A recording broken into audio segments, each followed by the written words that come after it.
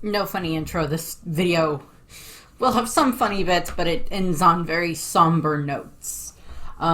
So, time for the third and final video about Kozuki Oden, the daimyo of Curry.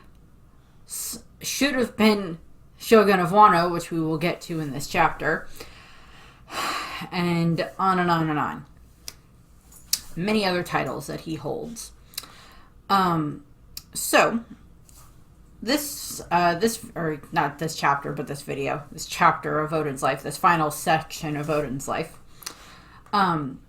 So what happens is that after Roger disbands the crew, they let Roger go, and then Oden is like the next one that they take back home, and they get back to Wano. They climb the giant waterfall, probably catching the koi as they go up, the carp as they go up, and everything like that to get to the top. And Oden returns home. He is welcomed by his scabbards and his wife and his children. He is just welcomed back home with open arms. And the citizens of Curry welcome him back home as well. Just so overjoyed to have him finally return. And this is about 23, 24-ish years ago, because Hiyori is 26, and she's like about 2 or so-ish when Oden returns. Or just coming on to being 2 years old or so by the time Oden returns. And what happens is, so he's welcomed back by his family and his scabbard, his, retainers and everything like that, and the citizens of Curry. And some of the first things that end up happening are, he starts to find out a bunch of the things that Orochi has been doing. And part of that involves he finds out that there had been an attempt on Momonosuke's life. And in doing so, in protecting Momonosuke, Hiyori got injured. She got hit in the leg with an arrow and got a scar from it. We also learned that during the time when Oden was gone, that while the scabbards tried to do their best, or the ones who would become the scabbards, tried to do their best to uphold his image to his citizens, to the citizens of Curry and everything like that. That's kind of hard to do when the guy who has been your daimyo for several years at that point in time just kind of up and leaves, and goes out into the wide world. But Toki kind of acted as this, a very good ambassador. Toki ran great persuasion, or rolled great persuasion. She is awesome at that. And she basically tells the citizens of Curry that, and I'll get into this more when I talk about Toki in the next video, but she basically is kind of, she's like, Oden had to go off on this journey to learn more about stuff so he can become a better shogun, so he will be a better daimyo and a better shogun when he returns and everything like that. And so she's able to, keep up appearances and everything else like that. Plus, she returns and she has Oden's children and everything. So there's lots of that going on. But yes, what happens is, Oden returns, and as he's getting back home, he's seeing, there's these different weapons factories, and, the land is kind of, less lush and green than it had been when he left. And, when he finds out that Momonosuke's life was threatened and that Toki got hurt in the process, and this just enrages Oden so much that he just speeds all the way to the Flower Capital, all the way from Curry. He just runs all the way there from Curry Castle all the way to the Flower Capital. And as he's doing this, all the citizens are like, "Oh my God, Oden's back! Oden's back!" And it just starts this rallying cry for the citizens.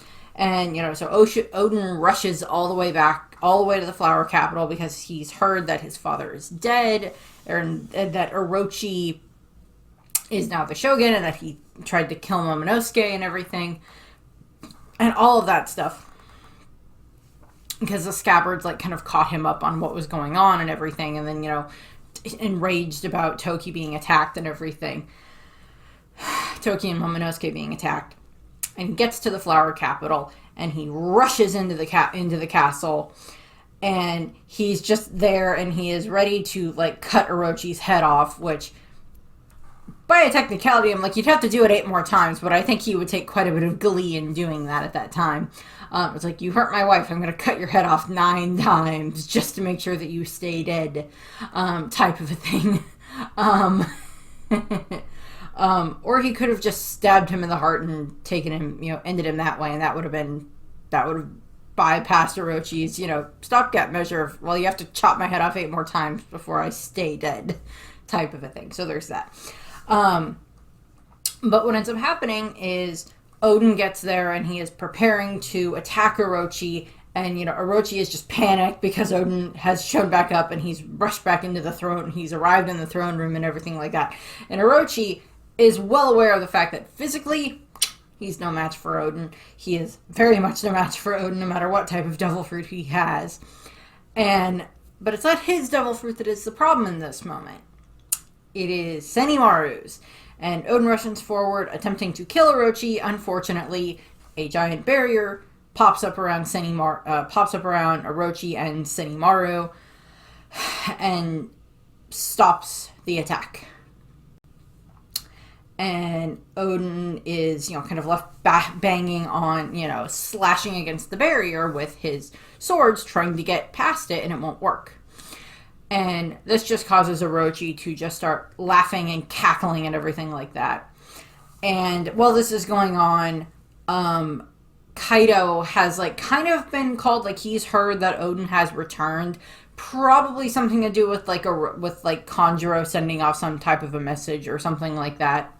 As soon as they got word that Oden had returned, Kanjuro probably sent off a message to Orochi to call Kaido. So Kaido shows up, and it kind of ends up turning into a bit of a standoff because, the citizens in the town, in the flower capital, are, looking up at this kind of come on, Oden, come on, just kill Orochi and then kill Kaido, and we can be at peace again. We can have, we won't have these weapons factories and this slavery because of Orochi and everything else like that. Things will be better, and you can take your place as the rightful shogun of Wano. And everything like that. So it's the majority of the citizens are come on, they really want that to be the case. Doesn't end up being the case, however, because Orochi basically reveals that he and Higurashi had managed to swap Higurashi for the real Sukeyaki, and then faked Sukeyaki's death. They just tell him that they killed Sukeyaki anyway. He's not actually dead. I went over that in the Sukeyaki video. But Oden doesn't know that at the time. And at this point in time, Sukeyaki is trapped down in the bowels of the castle anyway. And not really able to do anything at the moment. And, they're just we swapped out your father and had, fake Sukeyaki proclaim Orochi as his heir until you return and everything like that. And they end up basically, Oden was willing to destroy the castle to try to get to Orochi, but that didn't work. And of course Kaido shows up, and Oden is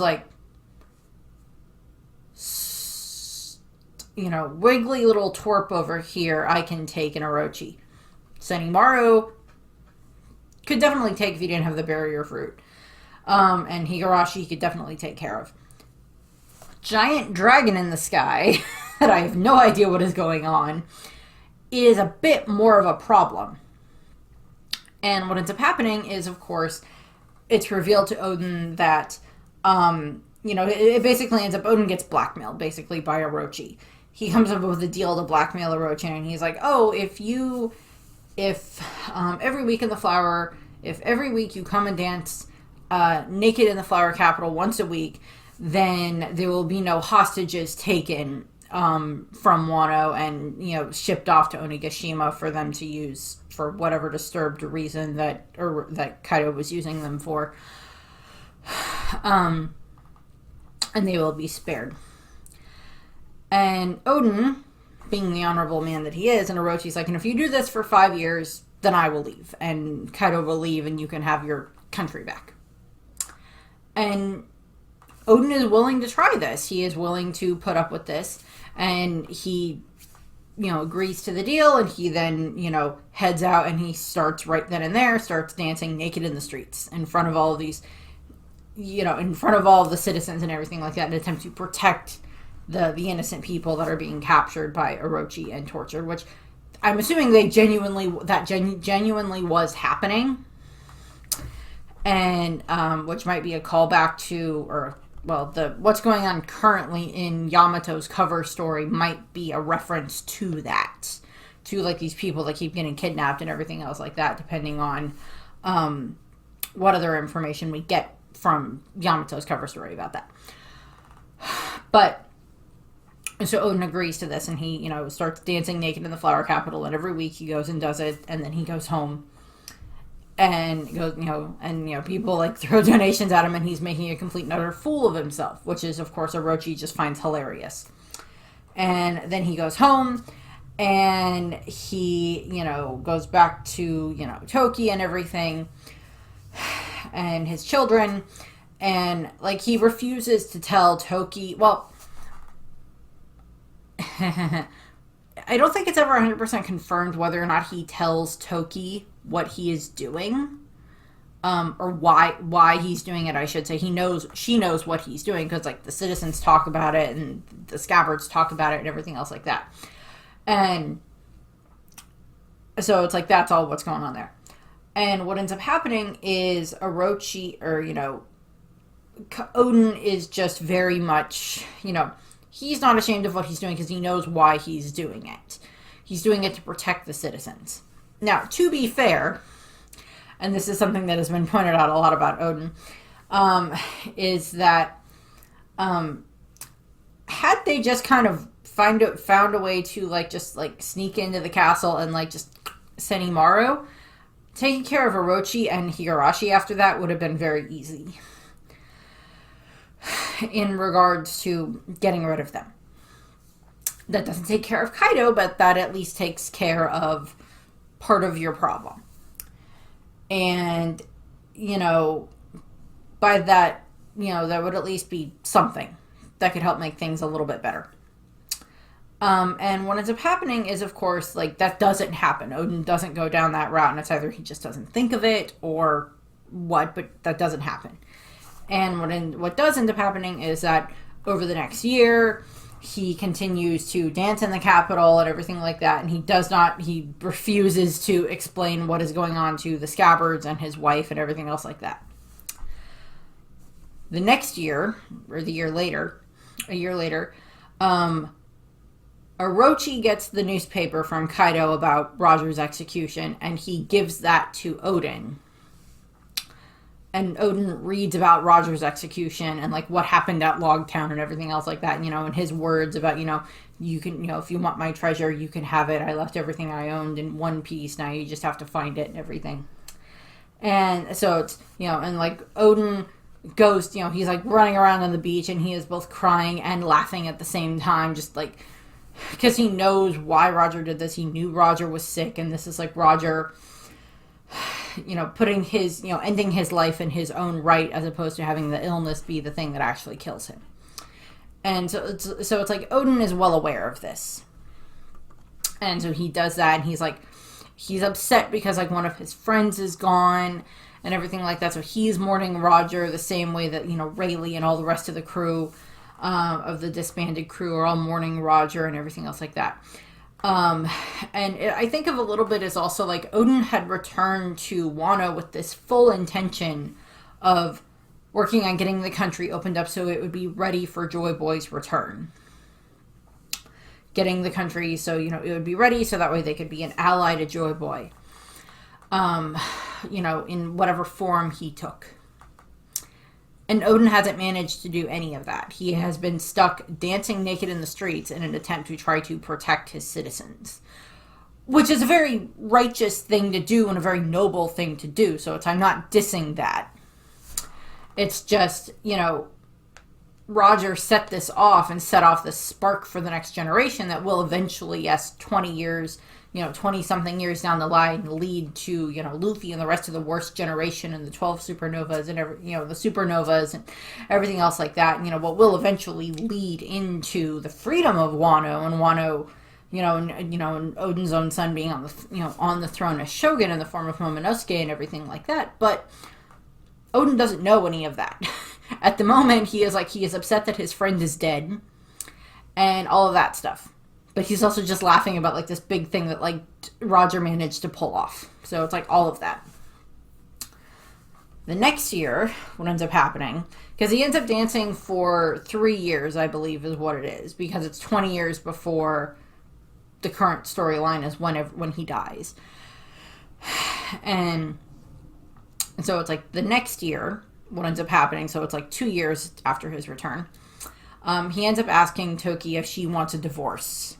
And she just asks if he's joking, because like he's still an amazing father to Momonosuke and to Hiyori, and he's still an amazing husband to her and everything like that. None of that has diminished simply because he is dancing naked in the street, which he has continued to do 1 day a week, every week for the last 2 years at this point in time. He has made a fool of himself in so many different ways to do this, to appease Orochi, and has not told his scabbards and has not told Toki. And, so it's like there's a lot of that going on right there. And she's like, no, it's fine. And the next year is when he ends up going, and this is when he has like the visit where he goes and visits Hirogoro and his wife. And we never get a name on her. I wish we got a name for her. She seems pretty cool. And I'll talk a little bit more about her when I talk about Hirogoro when I get to the Yakuza section for these videos. But what ends up happening is, he goes and he talks to Hirogoro, and we don't know too much about the visit. We just know that it's kind of like a way to set up like Hirogoro's wife and everything else like that, and a little bit more of like this connection between Odin and Hirogoro and everything else like that, to have that connection there for later on, for why Hirogoro is trying so hard to help Luffy and help Momonosuke and everything else like that. So it's like that's kind of why that scene's there, to connect those two. And then during the third year, so 3 years after Odin has returned, what ends up happening is Odin hears that Hirogoro has been captured because of his defiance against Orochi and against Kaido, and his wife has been killed. And Odin is just so sad and enraged and, to a degree broken by this, that this is what is like the catalyst for him to finally lash out against Orochi and Kaido. And he's so upset for Hirogoro being taken away, and he assumes probably going to be killed soon. Not dead for another 20 years, and he's still not dead. And, that his wife is, that Hirogoro's wife has been killed and everything else. And he is just very upset about that. And this is where he finally decides that he is going to take action and take down Kaido. It's like, take down Kaido, and then Orochi kind of loses a lot of his backing. Which is very true. So, he gathers his scabbards, and all of them are like, yes, we will follow you into battle. We will follow you. And, we will follow you headlong into battle, and we will fight to the death to defend defend you, and defeat Orochi, and defeat Kaido, and to defend Wano and everything else. And they prepare to head out, and Odin says his goodbyes to Toki and Momonosuke and Hiyori, because he is pretty sure he's probably never going to see his children again if this fails, and he wants to, give them his love, and he gives Toki this letter that is supposed to give her information about what is supposed to happen should he die, which he does. It does eventually, this does ultimately lead to his death, but like he leaves her this, gives her this letter that has information in it and everything else like that. About like 20 years down the line is when a lot of this stuff should coincide, and that's what she bases her prophecy on, is his letter. Plus her own knowledge and probably whatever was written in his logbook. And which we still don't know everything that was written in the logbook.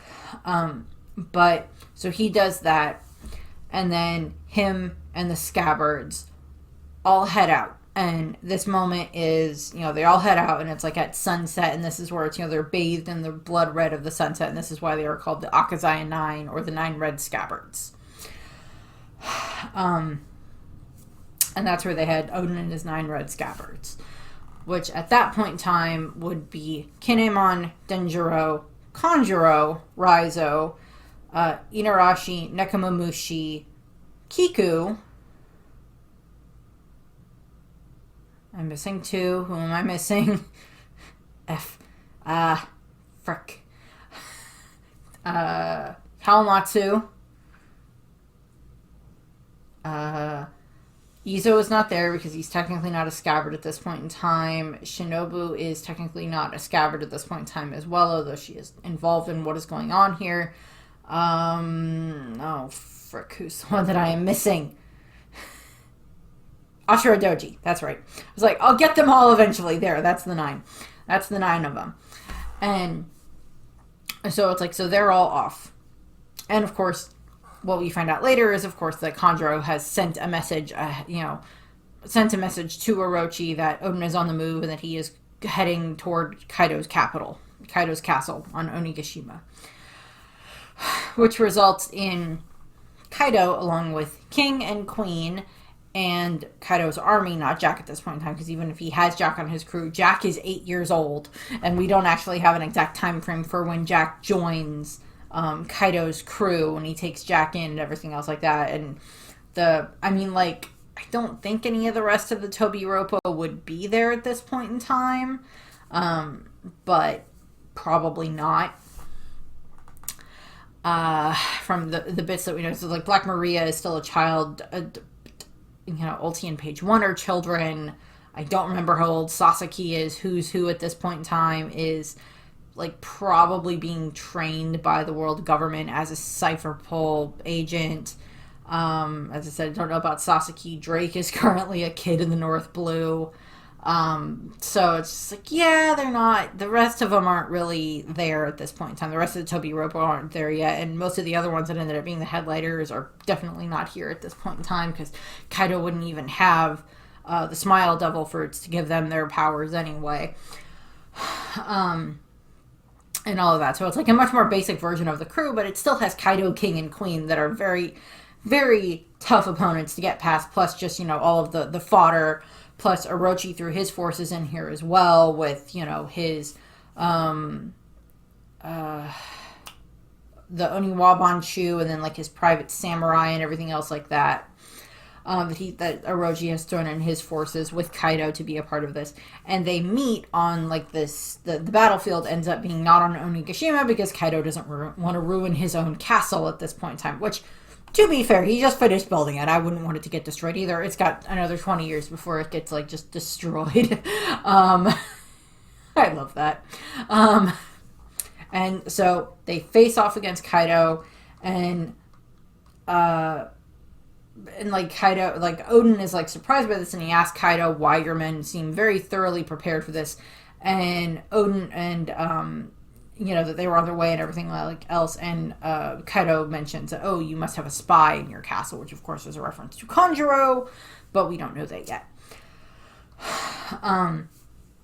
And what ends up happening is Kaido mocks Odin for trying to choose the method where nobody gets hurt, where like trying to like appease Orochi for the 5 years and everything else like that with dancing naked in the streets, which Orochi wasn't going to leave anyway. And what ends up happening is this leads into the fight. This leads into this huge fight between Odin and his scabbards, and Kaido and his forces, with Orochi's forces thrown in.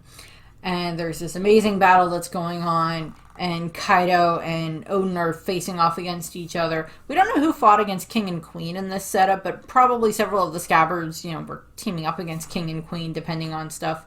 Because, we are well aware of the fact that, even over the last however many years, the scabbards have still been training. It's not like they've been sitting on their laurels or anything else like that, waiting for Odin to come back. They've been having to defend Kuri against Orochi or Kaido's forces at various points, plus, just training in general and everything else like that. And so that's what's going on there. And we have the big fight between Kaido and Odin, and Kaido is using his Boro-Breath, and Odin uses his Togen Totsuka, and that is what severely injures Kaido and what gives him his huge scar that he has. And very much, it's like there is kind of this thought of like, there's the what if thing of like, well, what if Odin didn't fall for the trick of Higurashi turning into Momonosuke, which I'll get to in a second, and what if he'd managed to actually kill Kaido? Because Orochi would have no backing. Even if Senimaru still has his barrier, it's just called, well, you don't have anything else to protect you beyond that barrier. And you don't have the giant dragon backing you anymore. So you're no longer Shogun.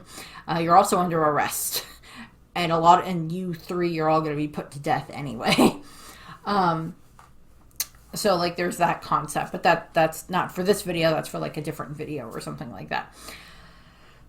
But what does end up happening is, as Odin is about to, deliver a finishing blow to Kaido, because this is Kaido 20 years ago, he's not nearly as strong as he is now. He's still strong, and he's still a effing dragon, but he's not nearly as strong as he is now. And what ends up happening is Odin looks over and he sees what appears to be his son, Momonosuke, being held hostage by one of Kaido's crew and about ready to, stab, little Momonosuke.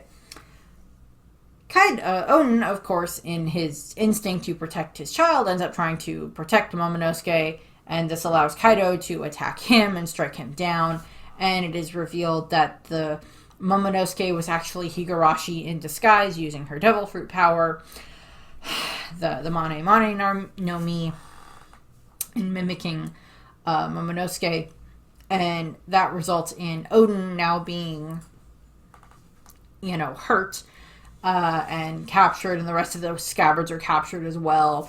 And Shinobu had joined the battle at this point in time, had joined the Odin's side of the battle during this time frame. And Odin explains that she is not his ally in an attempt to save her from the beast pirates, which allows her to then walk free.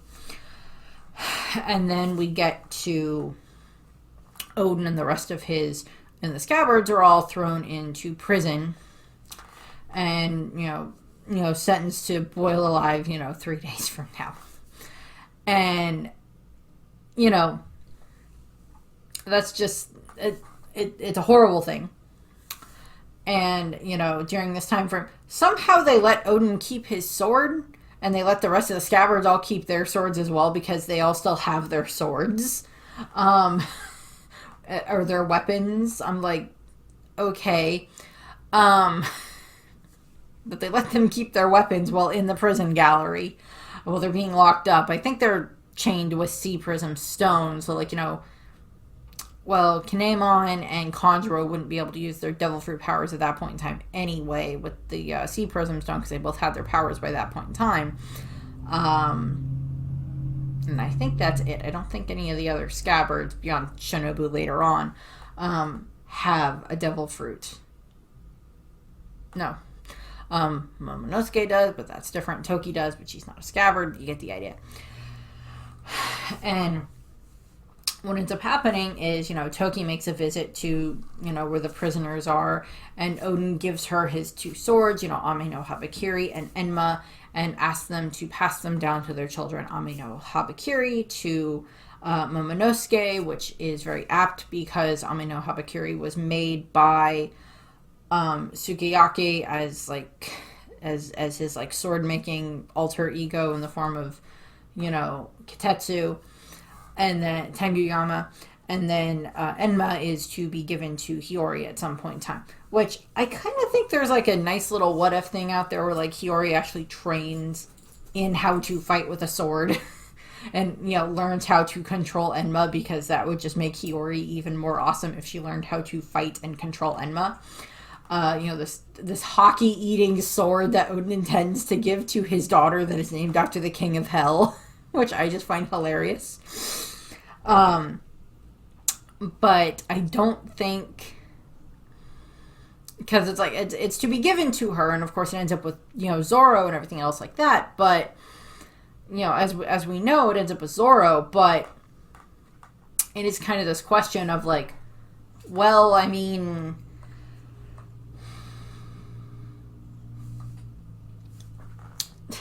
is your intention for her to eventually give it to her future husband or something like that? Because I don't know. It takes a very strong-willed person to deal with this.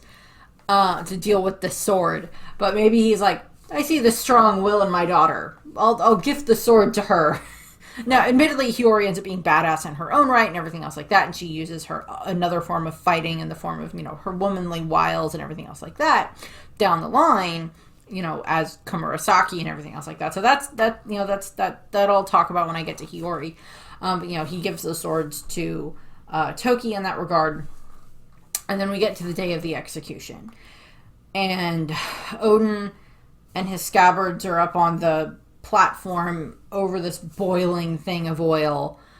And because, he's Odin and he's born to boil. And Odin looks over at Kaido and Orochi and makes this deal that if all of us are quote unquote in the pot for an hour, you will let whoever survives free. And Kaido agrees to this. I don't know if he's doing this on a whim or what, but Kaido agrees to this. And what happens is Odin jumps in, and then he grabs the plank that has like the rest of the scabbards on it, and he holds it above his head. And he is holding it above his head for the next hour.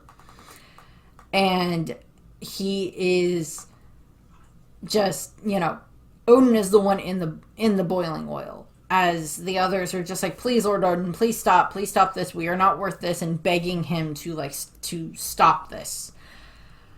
And Orochi is finding this very entertaining, because it's just like he is just watching this and just watching as Odin is boiling alive.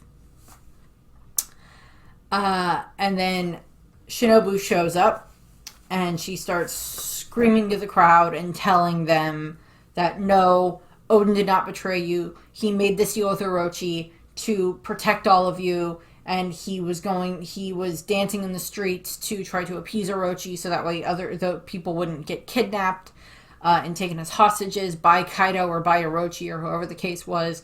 And he fought for you and everything else like that. And that's what he's been doing for the past 5 years, is trying to defend all of you and all of that. And she's just, she's screaming at them and everything else like that and telling them what's going on. And while this happens, that's why this is called the Hour of Legends, because the Hour of Legend for Odin's execution, because it is this moment where it's like Shinobu has shown up and she's telling all of the citizens this, and then they are writing all of this down and then like using, sending off messages with their arrows shooting all over the rest of the country, all to the rest of the regions, and sending this information to them as to why Odin had been doing this, why he'd been dancing in the streets of the flower capital for the last 5 years naked, and all of this stuff, and like sending this information out, and they're watching him as he is, standing there holding his scabbards above him in an attempt to protect them, to defy Kaido and Orochi and everything else like that, and that he'd gone to fight against Kaido and was trying to save them and everything else like that. And this ends up revealing, this is where we get the moment where it's, Orochi reveals his revenge for the crimes that were committed against the against the Kurozumi family. Now, to be fair, I do not approve of what was done to the Kurozumi family, just because of what Orochi's grandfather did. The rest of the family did not deserve, beyond ones who were like part of the plot, the rest of them did not deserve to be punished.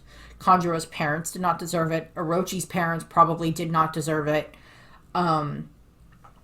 Tama's, whatever ancestors who were Kurozumis and everything else like that, they didn't deserve what happened to them because of what Orochi's grandfather did. But there is, it's like Orochi is not above reproach because of everything that happened. He still chose to be this horrible person and to destroy Wano and everything else like that, to poison Wano. His family did not deserve to be punished for this. Higurashi and Senimaru are a different story in this. They have aided and abetted Orochi and all of this stuff, and they very much deserve to be part of whatever punishment gets thrown at them, because Senimaru dies pretty soon, and Higurashi has been already killed by by Kaido. Anyway, so there's that. And yes, Orochi reveals to the crowd that as revenge for the crimes committed against the Kurozumi family, his intent was to had threatened to deliver hundreds of, kidnapped citizens to Kaido as tribute, and gave Oden the ultimatum of, to humiliate himself in front of, the citizens once a week, every week, as, to, dance naked and everything else like that, to, as a way of, paying for the sins of what his ancestors did against, Orochi's ancestors. Orochi actually does not care. He's just using it as a reason to make Oden make a fool of himself. And, so this is now to protect the citizens, so the citizens are now hearing about this. And, so this information about Oden is now being spread all over the country. And, so it's just kind of culminating, and what ends up happening is, of course, and we know that Yamato is also here while all of this is going on, is watching as this is happening, and is being very much affected by this, which I don't know if I'm ever going to do a Yamato video. I might at some point in time, but I don't know when. But, all of that stuff, is very much affecting Yamato at this age right now, because, he's 8 years old while all of this is happening, and watching as this is happening in front of him in the Flower Capital. As this man who is inspiring these citizens who, at the beginning of this, just thought he had been making a fool of himself, and now they're finding out why he's done this. That he was doing it to protect them and everything else like that. And then, unfortunately, nothing has changed. Orochi is still in charge, Kaido is still in charge, all of this stuff. And, all of this stuff. And what ends up happening is, at this climax, it's just about to hit the end of the hour, and Oden has, he's keeping his end of the bargain. He is holding the scabbards up above him. They are, Kaido has allowed this to happen. And what ends up happening is, they keep Orochi keeps ordering them to pile more and more fire onto it to keep raising the degrees. It's up to 700 degrees or something like that of the pot. There was one other random person who fell into the pot, and they're gone. So it's they're just trying to boil everything more and more and more. And eventually this results in, of course, just before the end of the hour,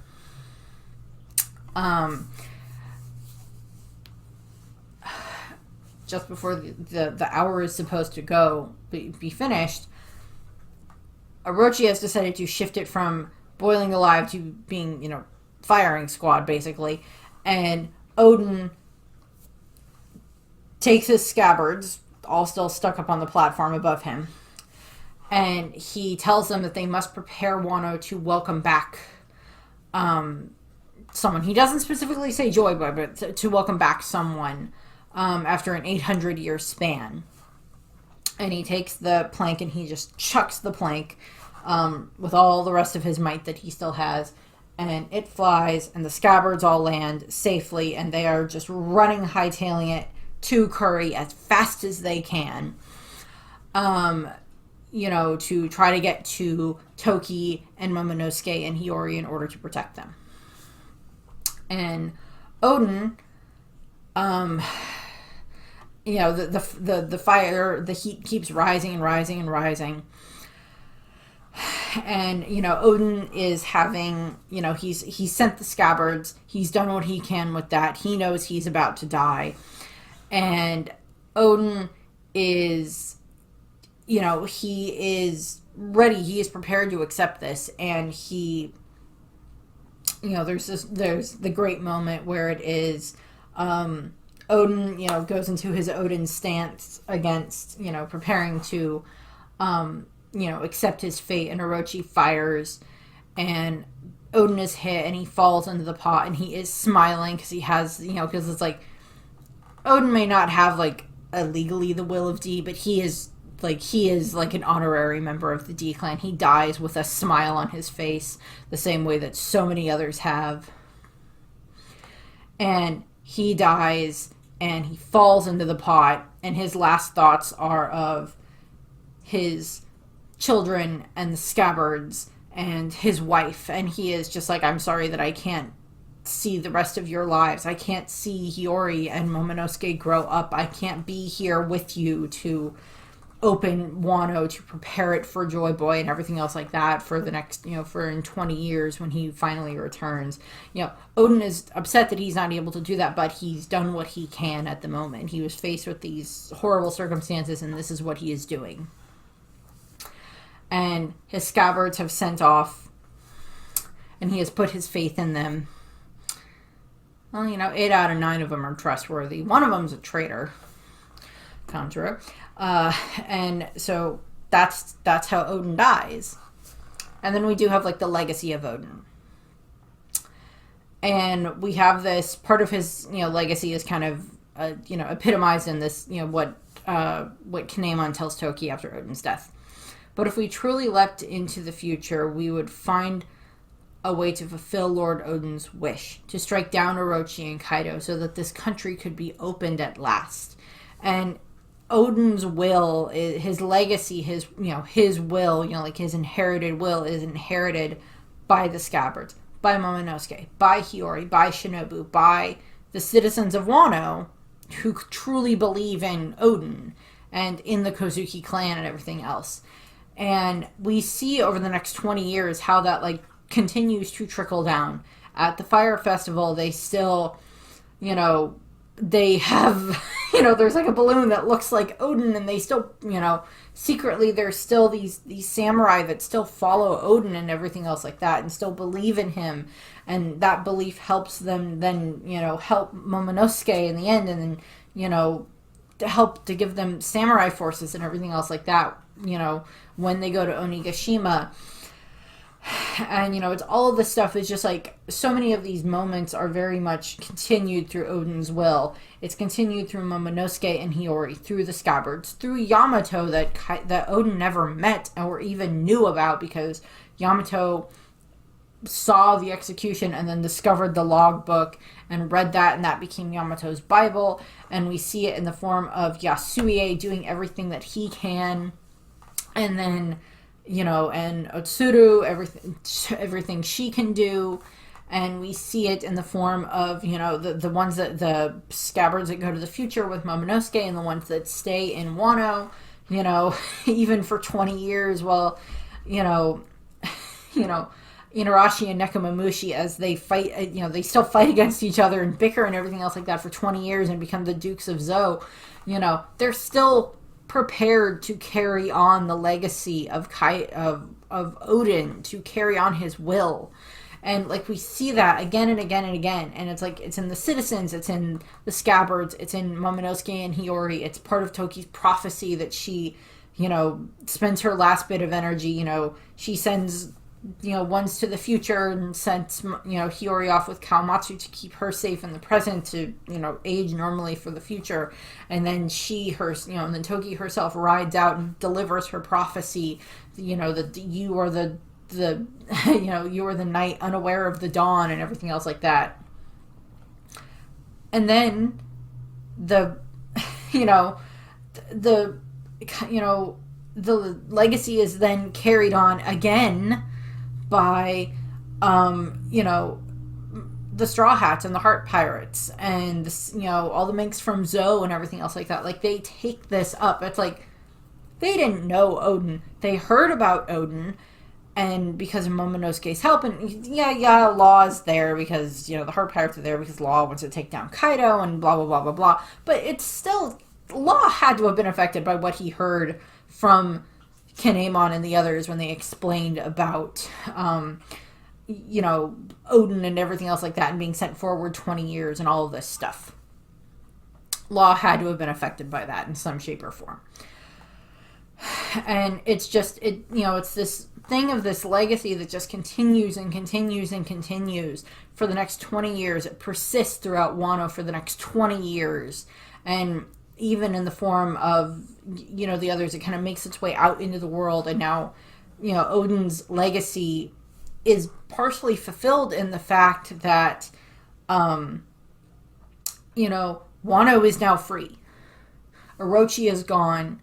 Orochi is dead. Kaido got dropped into a volcano after getting beaten up by a literal cartoon. Plus a lot of others helping with that, of course. Getting finished off by a cartoon and punched into a volcano. And don't know where Kaido is at the moment, but you get the idea. And just all of this. And Momonosuke has taken the seat of the Shogun. And him and Hiyori are reunited. And, so it's Oden's legacy may not be 100% finished because Wano is not open yet and it is not connected to the world, but it has come a long way. And finally, kind of the last bit is that there will be this shrine made in the Ringo region that will be a shrine not just to Oden and Toki, but also to Izo and Ashura Doji and to all of the other samurai and forces and their allied forces who helped fight against Kaido and Orochi during this last battle, during the Battle of Onigashima. And it is, it's this 20 years of persistence from the citizens of Wano. It's 20 years of the Fire Festival and defying Kaido in small ways and defying Orochi in small ways and sending up the sky boats, the lanterns with their wishes to the ancestors every year. And finally, 20 years later, is when that finally all comes to fruition. And finally, coincides and coalesces, that was the word I needed, coalesces in the Straw Hats and the Heart Pirates and the Kid Pirates and the Minks and, Yamato defying his father and the citizens of Wano, the samurai, just finally all of them together being able to stand up against Kaido and Orochi and defeat Kaido and Orochi and end this long, long, horrible, poisoned night. And they have now finally come out on the other side. And that is Oden's will. That is Oden's legacy that has come to fruition. Less serious topic. Let's talk about Oden, some Oden trivia. So obviously Oden himself is, of course, he's named after the food that is his favorite food. And of course there is, the I am Oden, I am born to boil, which is, of course, the last words that get shouted by the citizens at Oden's execution. He's I am Oden Kozuki, Kozuki Oden, and I am, and then he's shot, and then the citizens were born to boil, and all of that stuff. And of course, Oden resembles Susanoo no Makoto. I apologize, I probably butchered that. I'm sorry. Who's of course this, the Shinto god of sea and storms. He is, Oden is kind of resembles him and a lot of his different adventures and everything else, including fighting against the Yamato no Orochi in that regard. And of course he is, inspired by various other legends. There's as I mentioned, some references to Hercules and stuff like that in there as well. Yeah, his favorite food is Oden, obviously, and his birthday is actually January 22nd, which is a National Oden Day in Japan.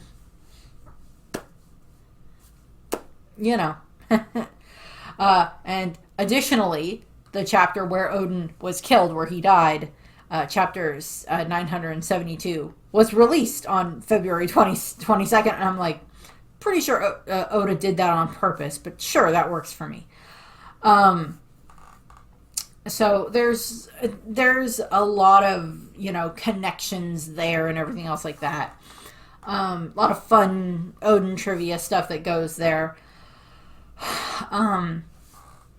But yes, so that's what I have here for this. That finishes off Oden. I mean, he'll get mentioned in a lot of the other videos because he's still very, prominent for so many of these other characters that I will be talking about. But the next one that I will be talking about for this bit will be Amasuki Toki, or Kozuki Toki, depending on which last name you want to use for her.